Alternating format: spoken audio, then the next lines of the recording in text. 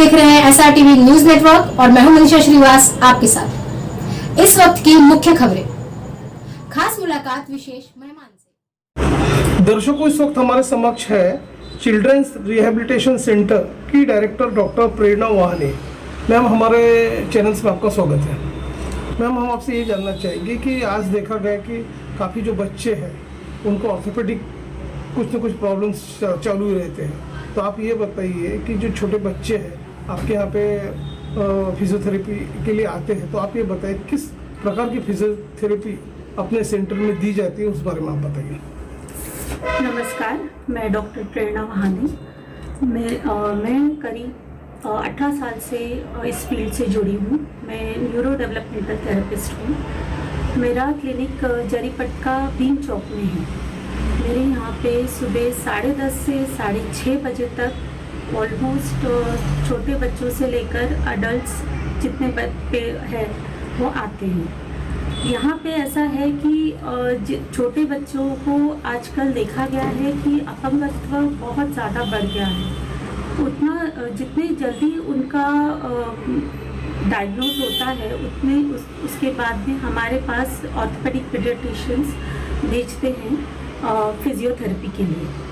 तो फिजियोथेरेपी होने के बाद भी जो बच्चा गर्दन नहीं पकड़ सकता, चल नहीं सकता, रांग नहीं सकता, उन बच्चों में धीरे धीरे फ़र्क दिखने लगता है और धीरे धीरे बच्चा नॉर्मल रूटीन में आता है, जैसे गर्दन पकड़ना, बैठना, हाथ छोड़ के बैठना, खड़े होना, ये सारी चीज़ें धीरे धीरे फिजियोथेरेपी से बच्चा करने लगता है। और जैसे बच्चे में चलना, फिरना, बोलना अगर उसका सही समय पर हो तो बच्चा सही समय पर स्कूल जा सकता है, बच्चा सही समय पर अपनी नॉर्मल एक्टिविटीज़ कर सकता है। मैम, जब हम बच्चे की बात करते हैं तो आजकल की जो जीवन शैली है काफ़ी बैठी जीवन शैली है जी। बच्चे जंक फूड का ज़्यादा इंटेक कर रहे हैं। इवन देखा गया है कि सेडेंटरी लाइफस्टाइल है उनकी, लैक ऑफ एक्सरसाइज है, विजन सिंड्रोम बढ़ गया है, गैजेट्स की तरफ ज़्यादा उनका ध्यान है, मैदानी खेल की तरफ कम ध्यान है। उसका इफेक्ट्स उनके बॉडी पे, उनके शरीर पे किस तरह से होता है, उस बारे में बताइए।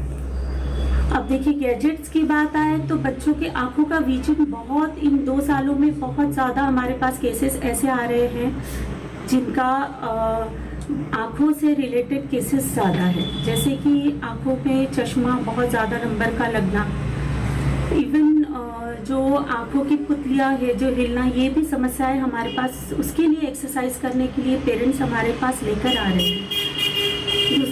दूसरी चीज़ कि बच्चा अभी ये कोविड के समय में बच्चों का लिखना पूरा ही स्टॉप हो गया था। बच्चे क्या गैजेट्स पे सुनते थे, उसके बाद में छोड़ देते थे।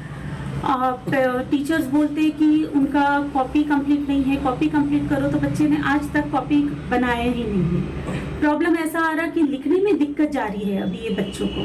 तो हमारे थेरेपी सेंटर में हम अगर ऐसे बच्चे आते हैं तो उनको फिंगर्स स्ट्रेंथनिंग एक्सरसाइज करवा के उनको राइटिंग प्रैक्टिस भी करवाते हैं। सर, काफ़ी बच्चों में हमने ये भी देखा गया कि अपंगत्व जो बोलते हैं, डिसेबिलिटी जो बोलते हैं, फिजिकल डिसेबिलिटी, तो उसका प्रमाण काफ़ी बढ़ रहा है जी।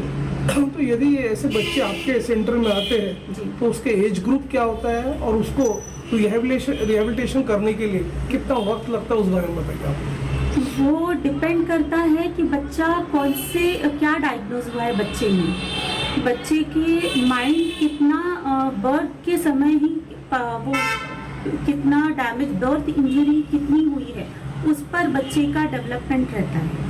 अगर बच्चे का 80% ब्रेन इंजरी हुई है जिस टाइम पे उसका बर्थ हुआ है, तो हमको राइट फ्रॉम उसके गर्दन संभालने, होल्डिंग से लेकर उसके चलने तक की प्रोसेस में पूरा टोटल फिजियोथेरेपी लगता है।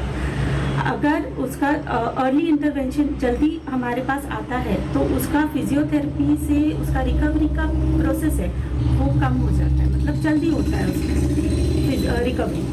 और अगर लेट हमारे पास आए, जैसे 4 से 7 साल में, तो उसका रिकवरी स्टेज भी उतना ही बढ़ जाता है। जितना बड़ा बच्चा उसका रिकवरी स्टेज उतना ही।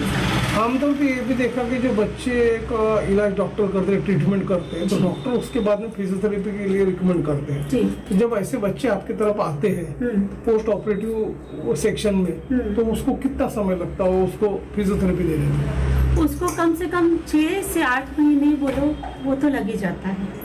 6 से 8 महीने में जैसे हमारे पास ऑर्थोपेडिक पीडियाट्रिशियंस के फॉलोअप रहते हैं। आफ्टर प्री ऑप केसेस में हम हर एक महीने में फॉलोअप रखते हैं। उतना महीने में बच्चे की स्ट्रेंथनिंग होना कंपलसरी है, बच्चे को वेट बेयरिंग होना कंपलसरी है, और उसके बाद में अगर बच्चे में स्ट्रेंथ आता है तो फिर 3 महीने का हमारे पास फॉलोअप रहता है सबका। जो बच्चे ब्रेन से कमजोर होते हैं या मंद बुद्धि जिसे कहते हैं या जी। स्वमग्न जो होते हैं, जी इनको उनको नॉलेज नहीं रहता, उसको समझ नहीं रहती कुछ चीज़ का कैसा कराना, जी। तो उस बच्चों को थेरेपी कराने में किस प्रकार का आपका हार्ड टास्क होता है, उस बारे में बताइए। देखिए मेरी थेरेपी है, मैं न्यूरो डेवलपमेंटल थेरेपिस्ट हूँ। जैसे आप बोल रहे हैं जिनको समझ नहीं है, जी तो हमारे पास ऑक्यूपेशनल थेरेपिस्ट भी है। तो वो क्या करते हैं, पहले वो बच्चों को उतना हम माइंड सेट करवाते हैं कि वो बच्चा काम होकर बैठ सके।